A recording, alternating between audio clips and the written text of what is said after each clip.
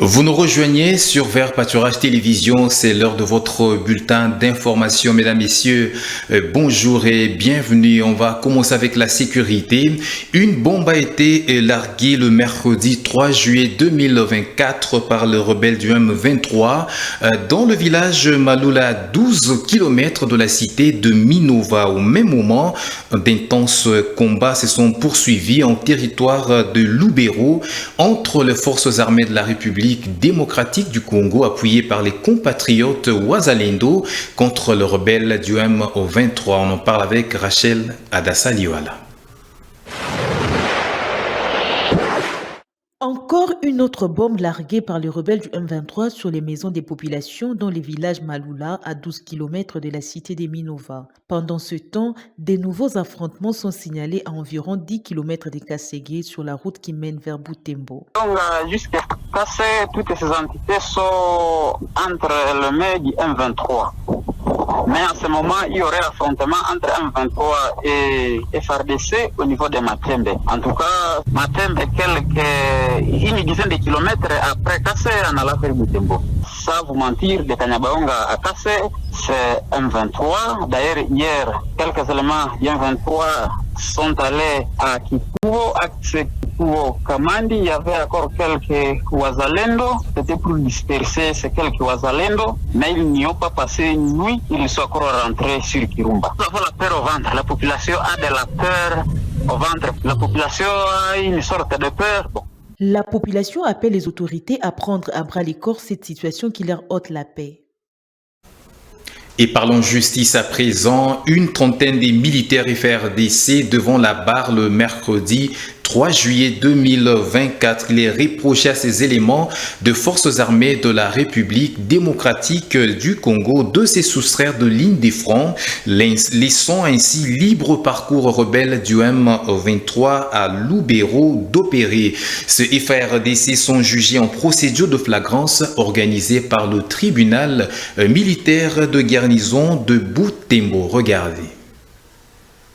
Ils sont poursuivis pour fuite devant l'ennemi, dissipation des munitions de guerre et pillage sur la ligne des fronts dans les territoires de Lubero où les rebelles du M23 ont pris le contrôle de plusieurs localités ce dernier jour. La nouvelle est rapportée à la presse par les porte-paroles du secteur opérationnel Sokola 1 Grand Nord dans une note d'information. C'est une audience publique à la ligne des fronts pour juger les militaires fuyards ayant pillé les biens de la population, rapporte la note du lieutenant-colonel Mak Azukai, porte-parole de l'armée dans la région. Parmi la trentaine des prévenus figurent aussi 4 femmes. Tous sont auditionnés par l'auditorat des garnisons de Butembo dans la matinée de ce mercredi 3 juillet 2024. À part la fuite de la ligne des fronts, ils sont accusés des pillages des biens de la population. Il faut dire que ces soldats sont sanctionnés selon la loi de la République démocratique du Congo.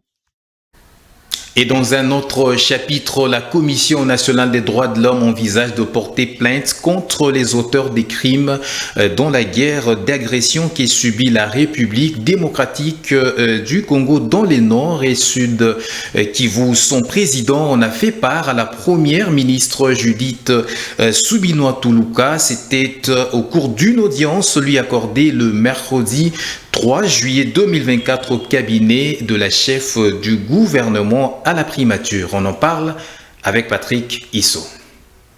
Du retour de sa tournée dans l'est du pays, la première ministre a aussitôt alerté la CNDH sur les cas de violation massive des droits de l'homme dans cette partie du pays pour des solutions d'idoine. Son interlocuteur a de ce fait noté que son institution envisage de présenter cette situation au niveau des instances internationales pour que justice soit faite. La situation de l'invasion, des attaques, le conflit armé, et toutes ces questions, des attaques surtout du Rwanda et même de l'Ouganda.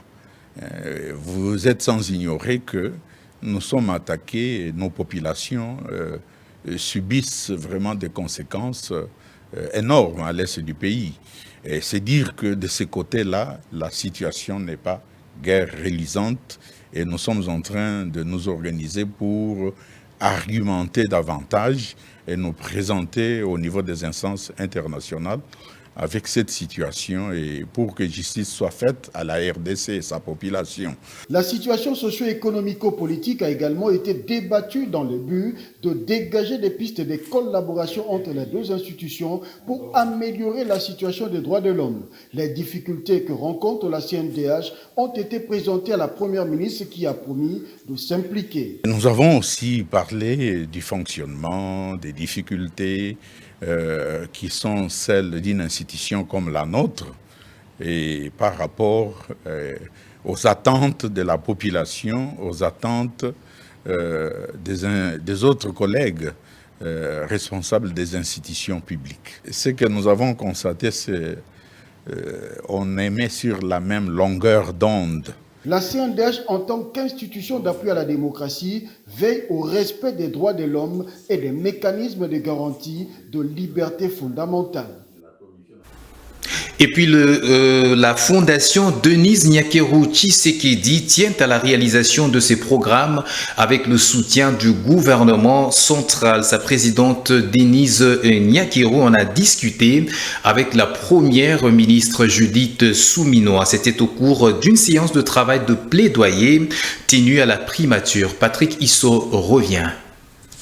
Elle est arrivée à la primature avec un bouquet de fleurs qu'elle a aussitôt remis à la première ministre. C'est une toute première rencontre entre la chef du gouvernement Judith Suminwa et la première dame Denise Nyakeru. Dans la salle de réunion où elles se sont retrouvées, les deux personnalités ont échangé sur des préoccupations importantes de la fondation Denise Nyakeru Tshisekedi. On notera le soutien gouvernemental au programme Excellencia et la prise en charge des personnes souffrant de la drépanocytose. Une séance de travail qui procède de la volonté de la première dame de faire le suivi des plaidoyers qu'elle mène dans le cadre de sa fondation. En effet, on a été reçus aujourd'hui par la Première ministre, premièrement pour la féliciter par rapport à sa nomination et aussi par rapport à tous les suivis de nos plaidoyers qu'on a déposés. Et maintenant, on est venu juste pour un rappel par rapport à nos plaidoyers. Bien sûr, nous attendons une suite favorable dans les jours à venir. Bon, ça dépendra aussi du moment qu'elle prendra avec le gouvernement pour discuter par rapport à nos plaidoyers. Denise Nyakeru Tshisekedi attend une suite favorable de la première ministre Judith Suminwa Tuluka. Il faut ajouter que déjà, l'un des combats de la première dame sur l'accès des femmes à des postes de responsabilité dans différentes institutions du pays a porté ses fruits. Au sein du gouvernement Suminwa, 31% de femmes s'y trouvent, contrairement aux 27% du gouvernement précédent.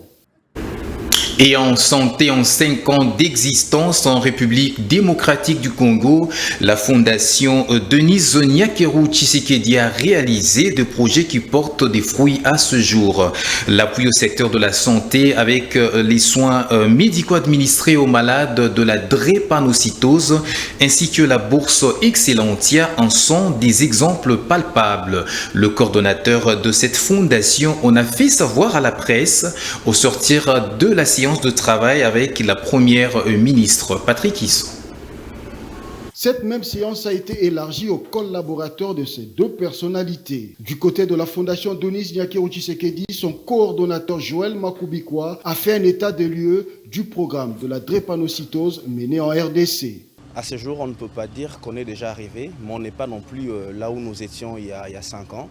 Aujourd'hui, sur les différents plaidoyers que porte la Première Dame, on a pu voir dès l'instant où elle a pris cette question en charge. Il y a la question de la sensibilisation, il y a beaucoup de structures, il y a beaucoup d'ONG qui aujourd'hui parlent de la drépanocytose, ce qui est déjà une très bonne chose, une très bonne avancée, parce que plus on parle de la question, plus on sensibilise et de meilleurs résultats on va avoir sur le terrain, premièrement. Deuxièmement, comme on a pu le voir, le centre de médecine mixte et d'anémie SS, le centre Mabanga Yolo, a été complètement réhabilité. L'état dans lequel ça se trouve actuellement, je pense que les malades qui y sont soignés n'ont rien à envier de ce qui se passe à l'extérieur. Donc on peut dire qu'il y a quand même eu des pas considérables et nous sommes en train d'avancer. Il en est de même du programme Excellencia qui totalise à ce jour 5 ans. Aujourd'hui, c'est après 5 ans, donc notre 5e édition, nous sommes aujourd'hui à 313 boursiers qui sont inscrits à l'international, tout comme dans nos universités locales. La plupart d'entre eux sont des meilleurs dans leurs universités,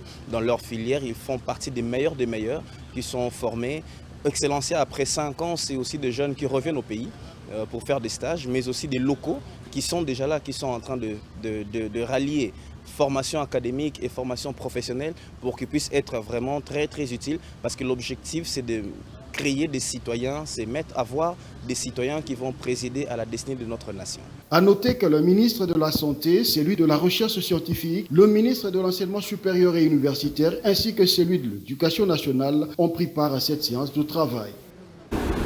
Et puis le vice-premier ministre, ministre en charge de l'Intérieur, Sécurité, Décentralisation et Affaires coutumières, Maître Jacquemin Chabani, a échangé avec l'ambassadrice des États-Unis, Lucie Tamlin. Cette dernière a souligné que la rencontre s'inscrivait dans le cadre de renforcement du programme de formation de la police de proximité après le départ de la MONUSCO. Ida Maloba.